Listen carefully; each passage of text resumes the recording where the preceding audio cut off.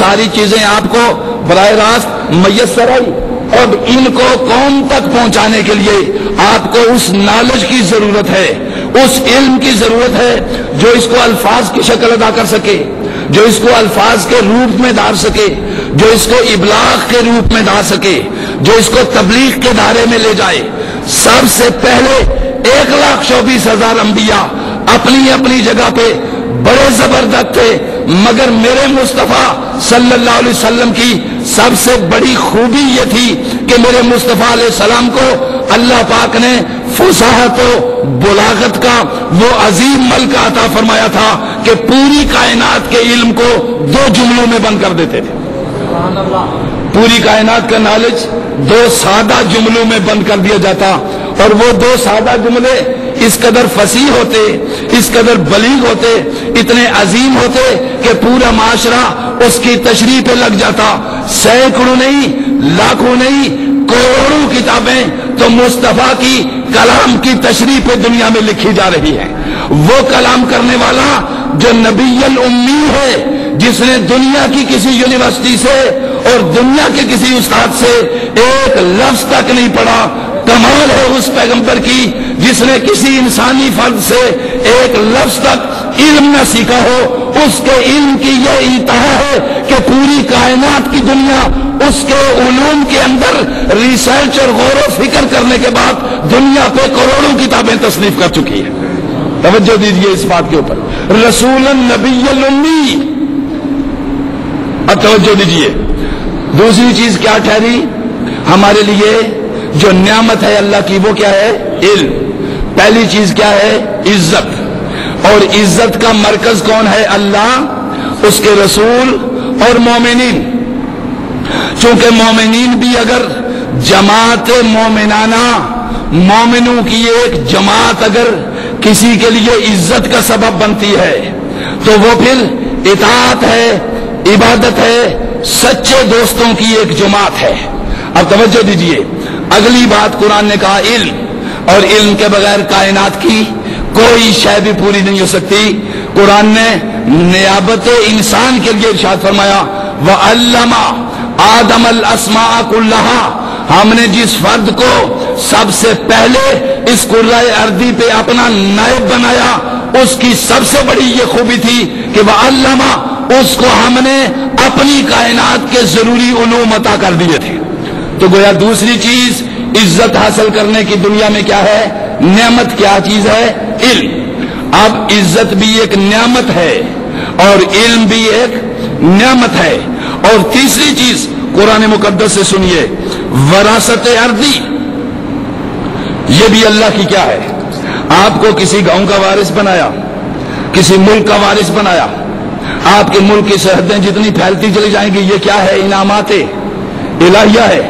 قرآن سنیے, قرآن پاک کہتا ہے وعد اللہ الذین آمنوا وعملوا الصالحات منکم یستخلفنہم فی الارض کما استخلف الذین من قبلہم ولیمکنن لہم دینہم.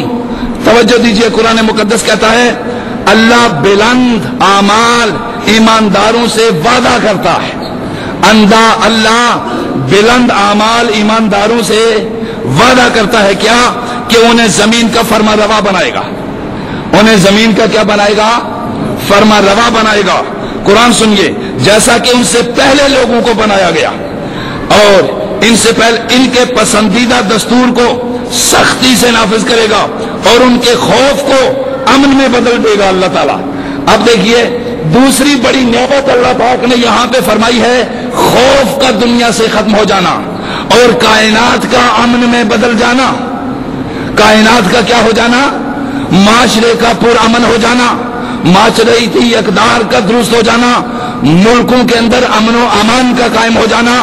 امن و امان جس ملک میں قائم ہوتا ہے, اس کا معنی یہ ہے اس کے اوپر انعامات الہیہ میں سے تیسری چیز نازل ہو چکی ہے.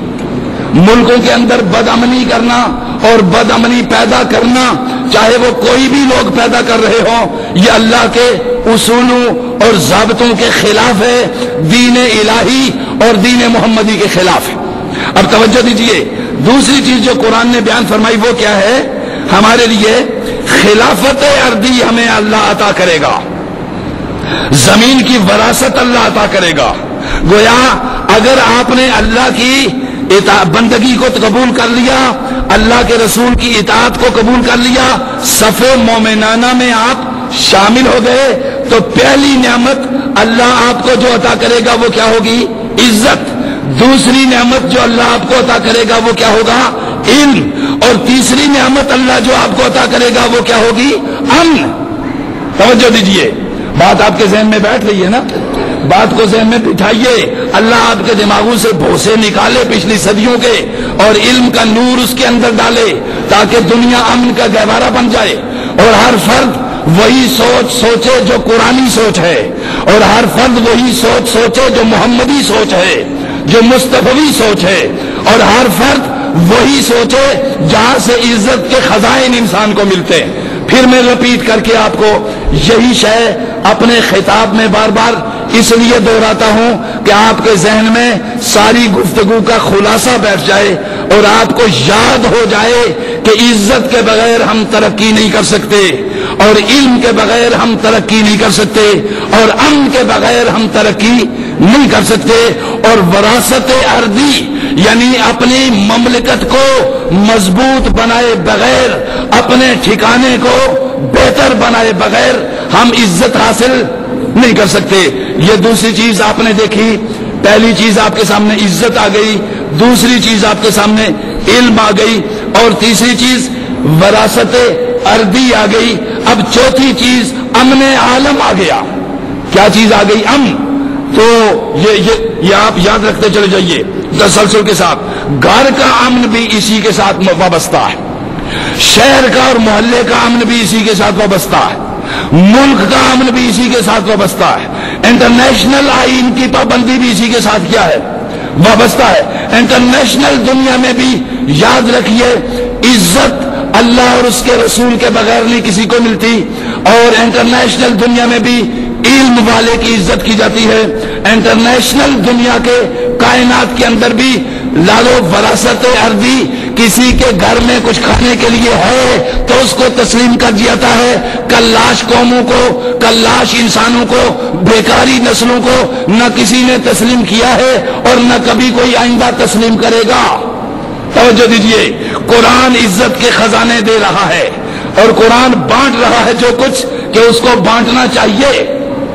اب دوسری چیز آپ کے سامنے رکھوں، اس کو یاد آ گیا، عزت، علم، اور اس کے ساتھ ساتھ وراثت ارضی یعنی گھر کا ہونا۔ کوئی جھونپڑی میں رہ رہا ہو تو کوئی محل والا اس کی عزت نہیں کر سکتا۔ توجہ دیجئے، کسی حوالے سے انسانیت کوئی اور بات ہے، باتوں میں آپ چاہے بات کا بتنگڑ بنا کے چند ایک مجمع کے اندر بے وقوف انسانوں کی ہاؤ ہو لے سکتے ہیں، حاصل کر سکتے ہیں، مگر ریالٹیز اپنی جگہ پہ ریالٹیز ہیں، حقیقتیں اپنی جگہ پہ حقیقتیں ہیں۔ دنیا میں علم کے بغیر عزت میسر نہیں آ سکتی۔